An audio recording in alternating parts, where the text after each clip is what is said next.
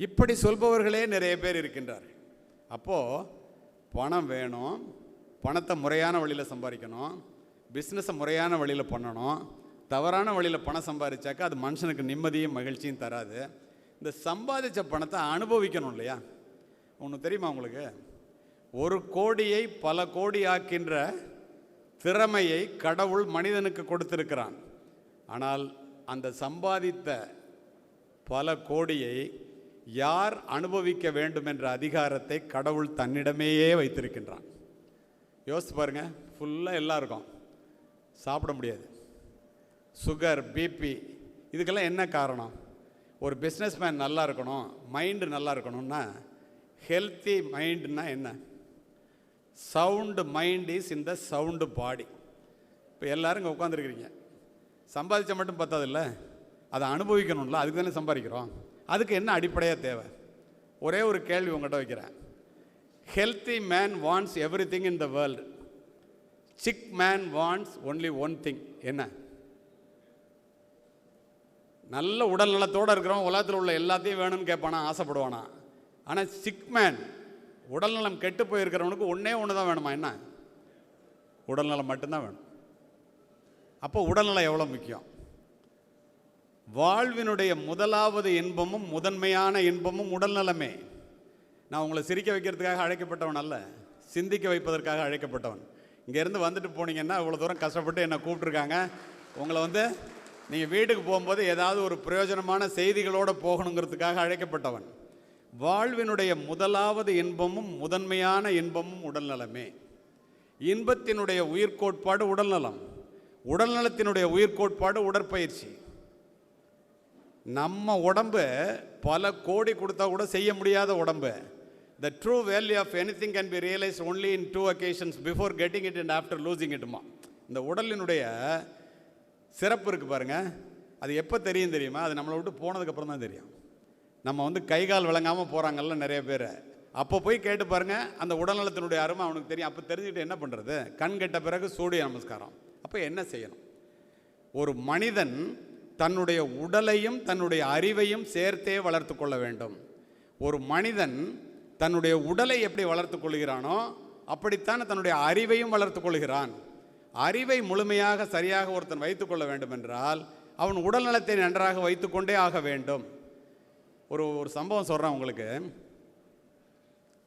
ஜூஜூன்வாலா எத்தனை பேருக்கு தெரியும் தெரியல, ஷேர் மார்க்கெட் புரோக்கர், 13,000 கோடிகளுக்கு அதிபதி, 52 வயசில் செத்து போயிட்டார். சாகும்போது என்ன சொன்னார் தெரியுமா?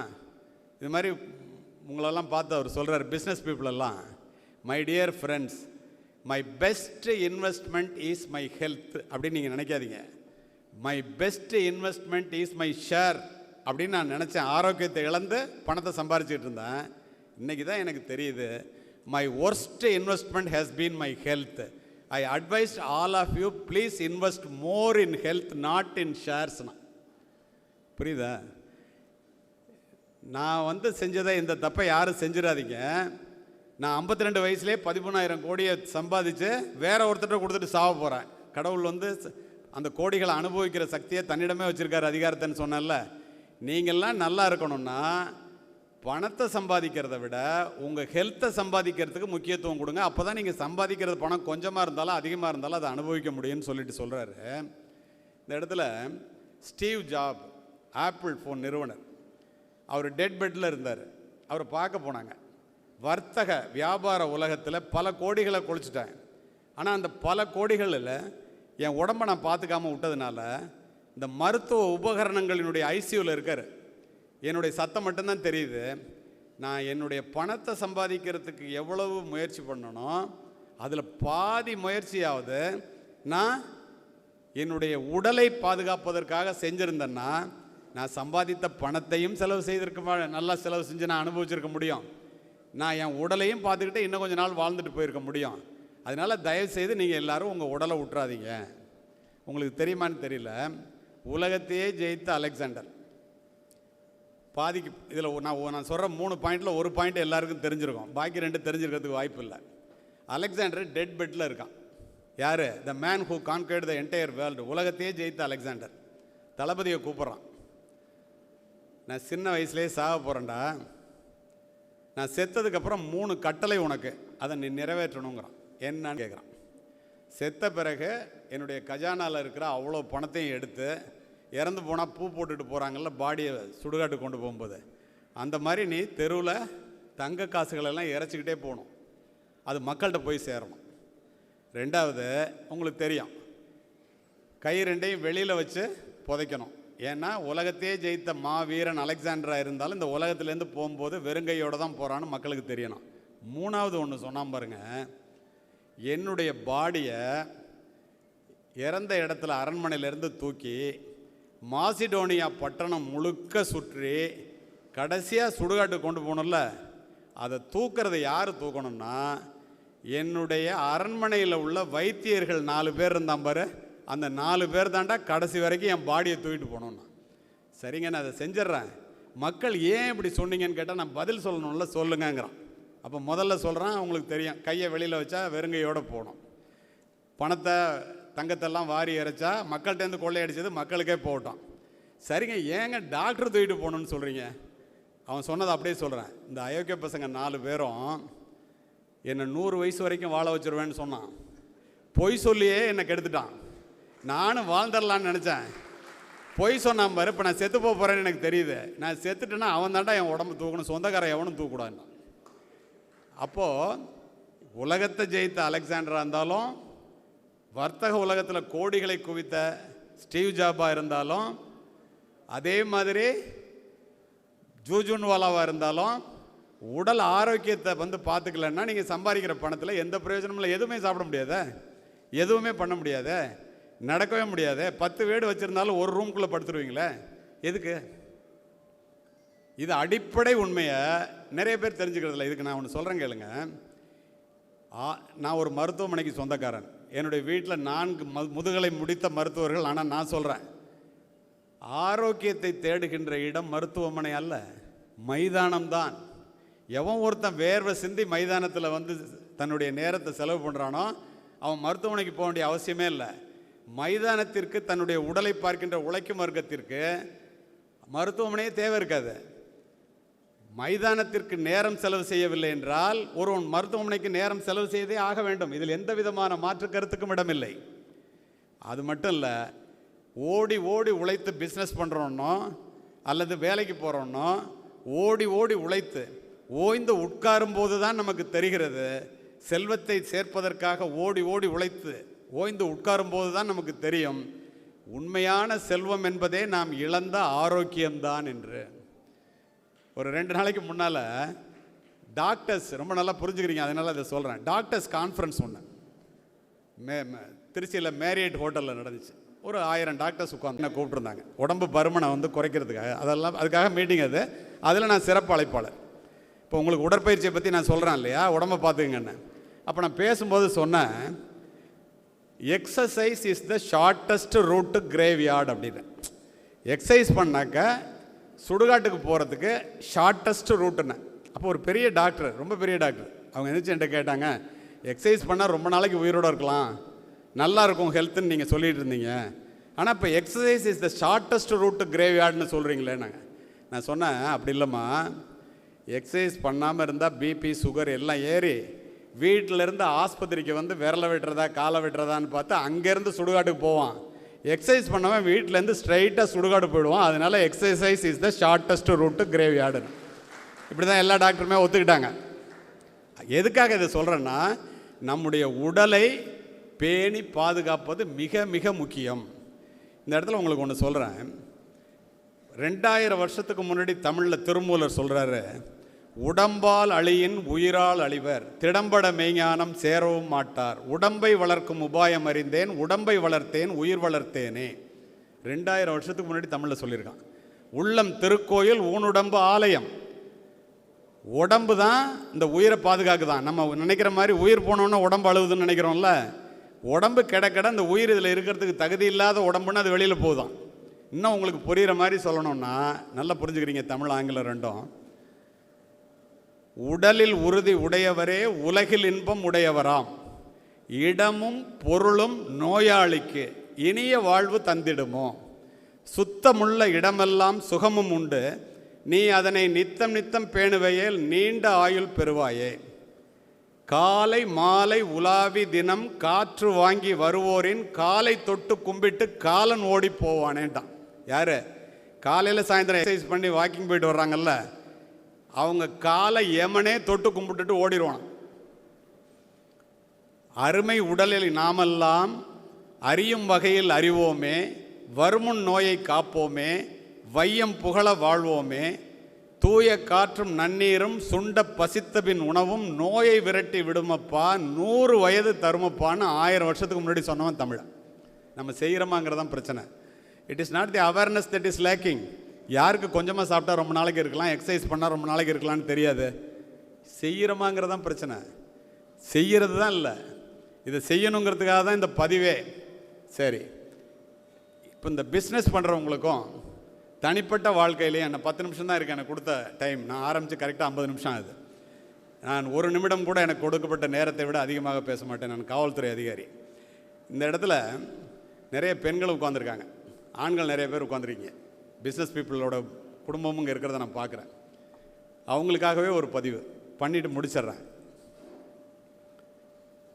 அருமை பெரியோர்களே, நம்ம பெண்களை பற்றி என்ன நினைக்கின்றோம்? நம்ம இலக்கியங்கள் பெண்களை பற்றி என்ன சொல்லியிருக்கு? மங்கையராய் பிறப்பதற்கே நல்ல மாதவம் செய்திடல் வேண்டுமம்மா. கவிமணி தேசிக விநாயகம் பிள்ளை 1000 வருஷத்துக்கு சொல்கிறாரு முன்னாடி. பெண்ணாக பிறக்கணும்னா பெரிய பெரிய தவம் புரிஞ்சிருக்கணும். நம்ம என்ன நினைக்கிறோங்கிறது உங்களுக்கு தெரியும். அது கூடாதுங்கிறதுக்காக தான் இந்த பதிவே. பெண்களுக்கு நம்மளுக்கு தெரிஞ்ச அளவுக்கு தெரியாதுன்னு நினைக்கிறவங்க யாராவது இருந்தால் மாற்றிக்கங்க. பெண்ணுக்கு ஞானத்தை வைத்தான் புவி பேணி வளர்த்திடும் ஈசன், மண்ணுக்குள்ளே சில மூடர் நல்ல மாதர் அறிவினை கெடுத்தார். தமிழ் உங்களுக்கு அர்த்தம் சொல்ல வேண்டிய அவசியம் இல்லை. மாதர் தம்மை இழிவு செய்யும் மடமையை கொளுத்துவோம். ஆணும் பெண்ணும் நிகரெனக் கொண்டால் அறிவில் ஓங்கி இவ்வையம் தழைக்கும். எட்டும் அறிவினில் ஆணுக்கு இங்கே பெண் இளைப்பிள்ளைகான்.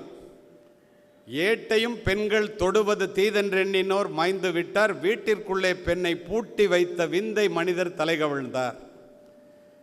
பெண்ணடிமை பேசும் இத்திருநாட்டில் மண்ணடிமை தீருதல் முயற்கொம்பே. அறிவு கொண்ட மனித உயிர்களை அடக்கி ஆள நினைப்பவர் பித்தராம். பாரதி இப்படிலாம் பெண்களுடைய பெருமையை எழுதி தீர்த்துட்டு அவன் சொல்கிறான் கடைசியாக உரைநடையில், பெண் என்பவள் குருட்டு ஆந்தனத்தால் தொட்டு உணர முடியாத அற்புத யானை, கண்டு உணர முடியாத பேரொளி, அதனால் யாதுமாகி நின்றாய் காளின்னு தெய்வத்திற்கு நிகராக பெண்ணை ஒப்பிட்டவன் பாரதி. இதெல்லாம் விட ஒருபடி மேலே போய் பெண்ணின் பெருமை அல்லது வாழ்க்கை துணை அப்படிங்கிற புத்தகத்தில் ரொம்ப அருமையான ஒரு பதிவு எழுதியவர் திருவி கல்யாண சுந்தரனார். திருவிக்க முடிஞ்ச படிங்க. ஆண் எனும் அரக்கனாக பிறப்பதை விட பெண் எனும் பெரும் தெய்வமாக பிறப்பதுவே மேல் என்று பதிவு செய்தவர் ஒரு ஆண். நம்ம அதை புரிஞ்சுக்கிறோமாங்கிறதான் கேள்வி. அருமை பெரியோர்களே, அத்தி மலரும் அருங்காக்கை வெண்ணிறமும் கத்துப்புணல் மீன் கதமும் கண்டாலும் பித்தரே காணார் தெரியல் கடவுளரும் காண்பரோ மானார் விழியார் மனம். என்ன அர்த்தம் தெரியுமா? நம்மெல்லாம் பெண்களை விட நமக்கு நிறையா தெரியும்னு நம்ம நினச்சிக்கிறோம்ல. ஒரு உதாரணத்தை உங்களுக்கு சொல்கிறேன், அது தப்பு. அத்திப்பூவை பார்த்துடலாமா, வெண்ணிற காக்கையை பார்த்துடலாமா, வெள்ளை நிற காக்கையை கூட பார்த்துடலாமா, மீன் நீரிலே நீந்து போகின்ற தடத்தை கூட பார்த்துடலாமா. ஆனால் ஞானிகளுக்கு தெரியாதான், கடவுளுக்கு தெரியுமா என்னன்னு சந்தேகமா. எது தெரியுமா? மான் போன்ற விழிகளை உடைய மங்கையரினுடைய மனதை அறிந்தவன் இந்த உலகத்தில் யாரும் இல்லைன்றான். இந்த இடத்துல ஒரு உதாரணத்தை சொல்கிறேன். இதை ஏன் நான் இவ்வளோ வலியுறுத்தி சொல்கிறேன் பெண்கள் திறமையானவர்கள்னு? ஆங்கிலத்தில் சொல்லுவாங்க women are trying to women entrepreneurs. இன்றைக்கி 151 பேரினுடைய போப்ஸ் மேகசின் அமெரிக்காவில் இந்தியாவிலேருந்து போகிற எல்லாரையும் சேர்த்து பணக்காரர்களுடைய பட்டியலை வெளியீடு பண்ணியிருக்கு. 151 பேரில் 62 பேர் பெண்கள் என்பதை மனதிலே ஆண்கள் மனதில் ஞாபகம் வச்சுங்க. பிஸ்னஸ் உங்களுக்கானது மட்டும் இல்லை, பெண்களுக்கானதும் பிஸ்னஸ். இதை புரிந்து கொள்ள வேண்டும். நடுப்புற ஒரு என்டர்பிரினர்ஸ் மீட்டிங் நடந்துச்சு. அதில் கெவின் கே ரெங்கநாதன் சார், நான், நம்ம ராமராஜ் காட்டன், நாகராஜன் 3 பேர் பேசணும். அதில் பாதி பேர் பெண்கள், அவ்வளோ பேர் ஆண்டர்பிரினர்ஸ், அவ்வளோ பேர் பிஸ்னஸ் பீப்புள். உண்மையிலே நான் வியந்து போனேன். அப்போது பெண்களால் நம்மலாம் என்ன நினைக்கிறோங்கிறத ஆங்கிலத்தில் எப்படி சொல்லுவாங்கன்னா, women are trying to prove that women can do what men can do. Women were not created to do what men can do. Women were created to do what men cannot டூமா. என்ன அர்த்தம்னா, பெண்கள் ஆண்கள் செய்வதையே தங்களால் செய்ய முடியும் என்பதற்காக படைக்கப்பட்டவர்கள் அல்ல, ஆண்களால் செய்ய முடியாததையும் எங்களால் செய்ய முடியும் என்பதற்காக படைக்கப்பட்டவர்கள் பெண்கள். இது நமக்கு எத்தனை பேருக்கு தெரியும்? நான் என்னுடைய வாழ்க்கையில் இருந்தே ஒரு உதாரணத்தை சொல்கிறேன் பெண்கள் இருக்கிறதுனால. இதை சொல்லி ஒரு 2 நிமிஷத்தில் முடிச்சிருவேன். இங்கே படிக்கும்போது சொன்னாங்க இல்லையா, என்னை பற்றி போட்டெல்லாம் காமிச்சாங்க. அதெல்லாம் அவங்க இன்டர்நெட்டில் இருந்து கவர்மெண்ட்டில் பதிவு பண்ணதை எடுத்து போட்டாங்க. அது ஒரு பக்கம் இருக்கட்டும், அதெல்லாம் உண்மை தான். ஆனால் அதில் சொல்லப்படாத ஒன்றை சொல்லணும் இல்லை. நான் அருமை பெரியோர்களே, அகில இந்திய அளவிலே நடக்கின்ற துப்பாக்கி சுடுகின்ற போட்டியிலே 3 முறை தங்கப்பதக்கம் பெற்றவன் நான். அதை இங்கே சொன்னாங்க, நீங்கள் பார்த்தீங்க, கைதட்டினீங்க. ஆனால் இன்னொன்று அதில் சொல்லாததை சொல்கிறேன். 4வது முறை தங்கப்பதக்கம் பெறுவேன் என்று இந்த தமிழக காவல்துறை என்னை தேர்வு செய்து அனுப்பியது. இதை துபாயிலேருந்து ஏர்போர்ட்டில் இறங்கணுன்னு பிகை நோட்ஸில் என்கிட்ட ஒரு 5 நிமிஷம் இன்டர்வியூ சார்னு ஒரு கேள்வி கேட்டார். அதை சொல்லிவிட்டு நான் போயிட்டேன். நைட்டு எனக்கு 100 கால், எடுக்கவே இல்லை ஃபோனை. என்னடான்னு பார்த்தா ஒரே நாளில் 1 மில்லியன் பார்த்துட்டாங்க. என்னன்னா, இப்போ பெண்ணினுடைய பெருமையை பற்றியில் உங்கள்கிட்ட பேசிகிட்டு இருக்கேன். ஒரு 100 கஜ தூரத்தில் டார்கெட் இருக்கும். உங்களுக்கு புரிகிற மாதிரி கொஞ்சம் மாற்றி சொல்கிறேன். புல்லில் அடித்தா 5 மார்க், இன்னரில் அடித்தா 3 மார்க், அவுட்டரில் அடித்தா 1 மார்க். பிஸ்டல் ஷூட்டிங் 6 ரவுண்டு கொடுப்பான். 100 கஜ தூரத்தில் ஃபயர் பண்ணணும். நாக் அவுட் சிஸ்டத்தில் தமிழ்நாட்டிலேருந்து all India police duty meet நடக்கும். அது இன்வெஸ்டிகேஷனுக்கும் இருக்கும், ரிவால்வர் ஷூட்டிங்கும் இருக்கும். 2லையுமே நான் பார்ட்டிசிபேட் பண்ணுவேன். அப்போது ஒவ்வொரு முறை இந்த போட்டி முடியும் போதும் நாக் அவுட் சிஸ்டம் வரும். காரணத்தோடு இந்த பதிவு. எனக்கும் அச்சுதன் நாயர் அப்படின்னு ஒருத்தர் இருப்பார், அவருக்கும் தான் போட்டியாக இருக்கும். இந்த அச்சுதன் நாயர் என்னை விட வயதில் மூத்தவர். குறிப்பாத்து சுடுறதில் அந்த ஆளுக்கு நிகர் அவர் தான். ஏதோ கடவுள் புண்ணியத்தில் ஒரு 1/2 மார்க் 1 மார்க் எனக்கு கூட வரும். 3 தடவையும் நான் gold medal. Walter Devaram sir தான் டீம் மேனேஜர். நிறைய பேர் வருவாங்க இங்கேருந்து. ஷூட்டில் பெஸ்ட்டு ஷூட்டர்ஸ்னு தமிழ்நாட்டில் எடுத்துக்கிட்டிங்கன்னா திரு விஜயகுமார், திரு சைலேந்திர பாபு, சொல்லிகிட்டே போகலாம். நிறைய பேர் இருக்காங்க. திரு அமல்ராஜ், எல்லாருமே ஐபிஎஸ் ஆஃபீஸர்ஸ்.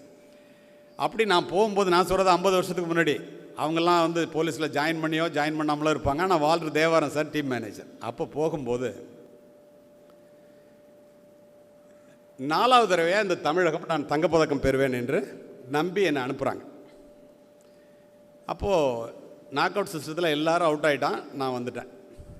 என்னோட போட்டி ஃபைனல். அச்சுதன் நாயருக்கும் எனக்கும் தான் எப்பொழுதும் போட்டியாக இருக்கும். அவர் கேரளாலேருந்து வர்ற ஐபிஎஸ் ஆஃபீஸர், குறிப்பார்த்து சுடுவதிலே மிக வல்லவர். எங்கே அச்சுதன் நாயர்னு கேட்டேன். அவர் ரிட்டையர்ட் ஆகிட்டாருன்னு. எனக்கு ஒரே ஆச்சரியம். நமக்கு போட்டியே இல்லை, நமக்கு தான் இன்றைக்கி தங்கம். எனக்கு இந்த முயற்சிக்கு முன்னால் வருகின்ற தயக்கமும் வெற்றிக்கு பின்னால் வருகின்ற மயக்கமும் ஒரு மனிதனுடைய முன்னேற்றத்தை கெடுத்து விடும் என்பதை சொல்லித் தருவதற்கு இப்போ நான் உங்களுக்கு சொல்கிற மாதிரி சொல்கிறதுக்கு ஆள் இல்லை. நமக்கு தான், நம்ம தானே வாங்குகிறோம். அவரை ஒவ்வொரு தடவையும் இப்படி அலட்சியமாக பார்ப்பேன். ஏன்னா நான் கோல்டு மெடல் வாங்கிட்டேன் 1/2 மார்க்கில். அவர் வெள்ளி பழக்கம் வாங்கியிருப்பார். தலையை கீழே போட்டு ஒரு வார்த்தை கூட சொல்லாமல் போகிற மனுஷன் ஏன்டா அப்படி போகிறாருன்னு எனக்கு அப்போ தெரியாது. 4வது தடவை போகும்போது அவர் ரிட்டையர்ட் ஆகிட்டாருன்னு நான் இப்படி நினைக்கிறேன். 6 அடி உயரத்தில் ஒரு பொண்ணு, என் பேர் அர்ச்சனா, நான் அர்ச்சனா ஐபிஎஸ், கேரளாலேருந்து வர்றேன். உங்களோட இந்த போட்டியில் ஃபைனலுக்கு இன்றைக்கி நான் தான் வந்திருக்கேன். எனக்கு 3 முறை தங்கப்பதக்கம் பெற்ற என்னை ஒரு பெண், இப்போ பெண்ணை பற்றியில் பெருமையாக பேசிகிட்டு இருக்கேன், என்னை ஜெயிச்சிட முடியுமா? திமிர். உடனே நான் டாஸ் போடுவாங்க, யார் முன்னாடி சுடுறதுங்கிறது. நான் சொன்னேன், நான் டாஸெல்லாம் வேண்டாம், நான் முன்னாடி சுடுறேன் அப்படின்னு. கிரிக்கெட் மாதிரி எதிரியினுடைய பலத்தை தெரிஞ்சுக்கணுங்கிறதுக்காக டாஸ் ஜெயிக்கிறவங்க எதிரியை முன்னாடி சுட சொல்லுவாங்க, அப்புறம் தான் சுடுவாங்க. நான் தான் மமதையில் இருக்கேன் இல்லையா, நான் சுடுறேன் அப்படின்னு. அந்த பொண்ணு இந்த மாதிரி உட்காந்துக்கிட்டு கேரியான் அப்படின்னு நான் சுட்டேன். 6க்கு 5 ரவுண்டு புல், 1 ரவுண்டு இன்னர். எப்படி பின் ட்ராப் சைலண்ட் ஆகிட்டீங்க பாருங்கள். அப்படி அந்த மாதிரி வந்த உடனே எல்லா திரு வால்டர் தேவாரம் உட்பட நீ தாண்டா ஜெயிப்பேங்கிறாங்க. நான் உட்காந்துட்டேன். அந்த பொண்ணு அங்கேருந்து வந்துச்சு, ஒரே மூச்சில் 6 ரவுண்டை சுட்டுச்சு. அதுவும் 6க்கு 5 ரவுண்டு புல்லு, 1 ரவுண்டு இன்னர். உடனே என்னடா இது, வால்டர் தேவாரம் சொன்னார், நீ போய் அந்த டார்கெட்டை பாருன்னார். பட்டன் அழுத்தினா டார்கெட் பக்கத்தில் வந்துடும். பார்த்தா என்னுடைய துப்பாக்கி குண்டுகள் துளைத்ததை விட அந்த பெண்ணினுடைய துப்பாக்கி குண்டுகள் துளைத்தது மிகவும் நெருக்கமாக இருந்தது. குரூப்பிங்னு சொல்லுவோம். சரி, பார்த்த உடனே நான் பயந்துட்டேன். என்னது கொஞ்சம் எட்டி இருக்குது, அந்த பொண்ணு சுட்டது ஒன்றோட ஒன்று தொடர்புடையதாக இருக்கு. அப்போ உடனே ஜட்ஜு கேட்டார், 2 பேரும் equal mark, out of 6 5 marks, toss போட்டுடலாமான்னார். நான் உடனே சொன்னேன் எஸ்ன்னா. உடனே ஏன் தோத்தா டாஸில் தோத்தோன்னு சொல்லிக்கலான். அந்த பொண்ணு சொன்னிச்சு, மிஸ்டர் கலியமூர்த்தி, பெண்ணினுடைய திறமையை பாருங்கள், this is not a game of chance, this is a game of skill. இது சீட்டு குலுக்கி போட்டெல்லாம் எடுத்து முடிவு பண்ணுறது இல்லைடா, இது திறமையினுடைய அடிப்படையில் முடிவு பண்ணுறது. உனக்கு தைரியம் இருந்தால் வா திரும்ப சுடலான்னு. வேறு வழி எஸ்ன்ட்டேன். ஜட்ஜு திரும்ப டை ஆகிடக்கூடாதுன்னு 10 ரவுண்டு சுட சொல்லிட்டேன். அதில் மேக்ஸிமம் 10 ரவுண்டு தான் லோட் பண்ண முடியும் பிஸ்டலில். உலகத்தில் உள்ள தெய்வங்களெல்லாம் வேண்டிக்கிட்டு நான் தானே முதல்ல சுடணும். 10 ரவுண்டு சுடுறேன், 9 ரவுண்டு புல்லு, 1 ரவுண்டு இன்னர். ப்ராக்டிஸில் கூட நான் அப்படி சுட்டதில்லை. ஒரு நாளைக்கு 25 ரவுண்டு ப்ராக்டிஸ் பண்ணிட்டு இருந்தவன் நான். எல்லோரும் சொல்கிறாங்க, ஐபிஎஸ் ஆஃபீஸர் அத்தனை பேரும் நீ தாண்டா ஜெயிப்பேன்னு வந்து உட்கார்றேன். அந்த பொண்ணு அங்கேருந்து வந்துச்சு, ஒரே மூச்சில் 10 ரவுண்டை சுட்டுச்சு. 10க்கு 10 புல். நான் தோற்று போய்விட்டேன். இதை விட கிளைமேக்ஸ் சினிமா தான். துப்பாக்கி தூக்கி கீழே போட்டேன். இன்னும் 1 நிமிஷம் இருக்குது, எனக்கு முடிச்சிட்றேன். துப்பாக்கி தூக்கி கீழே போட்டோன்னே அந்த பொண்ணு தொடச்சி எடுத்து கொடுத்துட்டு வந்து ஒரு சல்யூட், இப்போ இன்ஸ்பெக்டர் அடித்த மாதிரி ஒரு சல்யூட் அடிச்சிச்சு. நான் பதறி போய் எந்திரிச்சு, நான் உடனே நீ இல்லாமல் ஜெயிச்ச, நான்லாம் உனக்கு சல்யூட் அடிக்கணும்னு. அந்த பொண்ணு என்ன தெரியுமா சொன்னிச்சு, இப்படிலாம் உணர்ச்சி வசப்பட்டு துப்பாக்கியெல்லாம் தூக்கி போட வேண்டிய அவசியம்லாம் இல்லை. ஏன் தெரியுமா, நான் யார் தெரியுமா, 3 முறை உங்களிடம் தங்கப்பதக்கத்தை பறிகொடுத்த அச்சுதன் நாயரினுடைய மகள் அர்ச்சனா ஐபிஎஸ் நான் என்று. ஆண்களால் செய்ய முடியாததையும் பெண்களால் செய்ய முடியும் என்பதற்காக ஒரு மனுஷன் தம் பொண்ணை எனக்கு போட்டியாக வளர்த்து ஜெயிச்சான். நான் கண்ணுக்கு முன்னாடி பார்த்தேன். காஷ்மீர்லேருந்து கன்னியாகுமரி வரைக்கும் அழுதுகிட்டே வந்தேன். இப்போ தெரியுதா பெண்களுடைய திறமை என்னென்னு? தேடி சோறு நிதந்தின்று பல சின்ன சிறு கதைகள் பேசி மனம் வாடி துன்பமிக உழன்று பிறர் வாட பல செயல்கள் செய்து நரை கூடி கிளப்பருவம் எய்தி கொடும் கூற்றுக்கு இறையென பின் மாயும் பல வேடிக்கை மனிதரைப் போல் நான் வீழ்வேன் என்று நினைத்தாயோம் பாரதி. பிறந்தோம், வளர்ந்தோம், சாப்பிட்டோம், வயசாயிடுச்சு, குழந்தை பெற்றுக்கிட்டோம், முடி நரைச்சி போச்சு, செத்து போயிடும். அதற்காக கொடுக்கப்பட்டது அல்ல இந்த வாழ்க்கை. சாதித்து விட்டுத்தான் போக வேண்டும். அது மட்டுமல்ல, டை எம்டி என்ற ஒரு புத்தகத்திலே டாட் ஹென்ரி என்ற ஒருவர் சொல்லுகிறார், இங்கேருந்து நீங்கள் போகிறீங்க இல்லையா, நம்ம எல்லாரும் ஒரு நாளைக்கு போக தானே போகிறோம். போகும்போது உன்னிட்ட இருக்கிற திறமையெல்லாம் இங்கேயே விட்டுட்டு போடா. இதோ எரிகிறதே பிரம்மத்தினுடைய பிரம்மாண்ட தேவையான மின்சார பல்பை கண்டுபிடித்த தாமஸ் ஆல்வா எடிசன் கண்டுபிடிக்கணும்னு நினச்சிட்டு கண்டுபிடிச்சிட்டு செத்து போயிட்டார். திருவள்ளுவர் திருக்குறளை எழுதணும்னு நினச்சார், எழுதிட்டு செத்து போயிட்டார். ஸ்டீவ் ஜாப் ஆப்பிள் ஃபோனை கண்டுபிடிக்கணும்னா கண்டுபிடிச்சிட்டு செத்து போயிட்டான். இங்கே உட்காந்துருக்கிறவங்களாம் ஒரு பெரிய அசோசியேஷனை ஏற்பாடு பண்ணி சோதனை காலங்கள்லையும் மிகப்பெரிய பிஸ்னஸாக இந்த முந்திரி வர்த்தகத்தை வளர்த்தெடுக்க வேண்டும் என்று ஒரு மாநாட்டையே ஏற்பாடு பண்ணி அதை நடத்திக்கிட்டு உட்காந்துருக்குறாங்க. இதெல்லாம் ஏன் உங்கள்கிட்ட சொல்கிறேன்னா, உங்களுக்குள்ள திறமையெல்லாம் இங்கேயே விட்டுட்டு போங்க. அந்த புத்தகம் என்ன சொல்லுதுன்னா, don't go to your grave with your best work inside you, choose to die எம்டிங்கிறான். என்ன அர்த்தம்னா, உன் திறமையெல்லாம் இதை மாதிரிலாம் செய்யணும்னு நினச்சவன்லாம் செய்யாதவன்லாம் அந்த மிகப்பெரிய திறமையோட ஆற்றலோட சுடுகாட்டில் போய் படுத்துருக்கானா. The most valuable land in the world எதிரான்னு கேட்டால் சுடுகாடுங்கிறான். ஏன்னா செஞ்சவன் கொஞ்சம் பேரான், செய்யாமல் திறமையெல்லாம் எடுத்துக்கிட்டு சுடுகாட்டுக்கு போனவன் அதை விட கொஞ்சமாக நிறைய பேர் எடுத்துக்கிட்டே போயிட்டானான். அதனால் இங்கே இருக்கும்போதே உங்கள் திறமையெல்லாம் நீங்கள் எங்கள் பிஸ்னஸாக இருக்கட்டும், குடும்ப வாழ்க்கையாக இருக்கட்டும், தனி மனித வாழ்க்கையாக இருக்கட்டும், உங்கள் திறமையெல்லாம் இங்கேயே விட்டுட்டு போங்க. Don't take your efficiencies, don't take everything to the graveyard. Please all people who are attending this meeting இருக்கிற அத்துணை பேரும் உங்கள் திறமையெல்லாம் இங்கேயே விட்டுட்டு போங்க. எல்லோரும் எல்லாமும் பெற வேண்டும். உங்களிடத்தில் இல்லாத நிலை வேண்டும். கொடுத்துருக்கிற நேரத்துக்குள்ளே இவ்வளவு தான் பேச முடியும். வாய்ப்பிற்கு நன்றி, வணக்கம்.